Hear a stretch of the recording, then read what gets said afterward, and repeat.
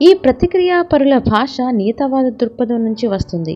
దీని ఉద్దేశం బాధ్యతని ఇంకొకరిపై నెట్టడమే. నేను అందుకు బాధ్యురాలిని కాను. నా స్పందనని నేను ఎంచుకోలేకపోయాను. ఒకసారి ఒక విద్యార్థి నన్నిలా అడిగాడు, నేను మీ క్లాసుకి రాకపోయేటందుకు అనుమతిస్తారా? నేనొక టెన్నిస్ ట్రిప్కి వెళ్ళాలి. నువ్వు వెళ్ళి తీరాలా లేక వెళ్ళాలని కోరుకుంటున్నావా అని అడిగాను. నేను నిజంగా వెళ్ళాలి అన్నాడు. వెళ్ళకపోతే ఏమవుతుంది? నన్ను టీంలో నుంచి తీసేస్తారు. అదెలా ఉంటుంది నీకు? నాకిష్టం ఉండదు. నీకు టీంలోనే ఉండాలని ఉంది కనుక వెళ్ళాలనుకుంటున్నావు. నా క్లాసుకి రాకపోతే ఏమవుతుంది మరి? తెలీదు. ఆలోచించు.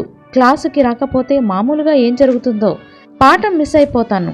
అవును, కనుక నువ్వు ఈ రెండింటినీ పక్కన పెట్టి చూసుకో. ఏది నీకు కావాలో ఎంపిక చేసుకో.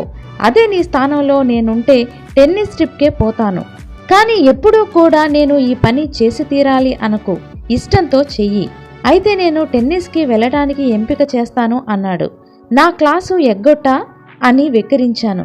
ప్రతిక్రియాపరుల భాషతో వచ్చిన సమస్య ఏమిటంటే అది మనమే భవిష్యత్తు చెప్పేసుకుని దాన్ని నిజం చేయడం అన్నమాట. చాలామంది నియతవాద దృక్పథంతో చిక్కుపోయి ఉంటారు. వారు గట్టిగా నిర్ణయించుకున్న దాన్ని బలపరుచుకోవడానికి ప్రయత్నిస్తారు. వారు తాము వంచితులమని, తమపై తమకు అదుపు లేదని అనుకుంటారు. తమ జీవిత సారథులు తాము కాదనుకుంటారు. తమ జీవితంలో జరిగే సంఘటనలు ఇతరుల వల్లనో పరిస్థితుల వల్లనో లేకపోతే గ్రహ బలం వల్లనో జరిగాయని వాటిపై ఆరోపణలు చేస్తారు.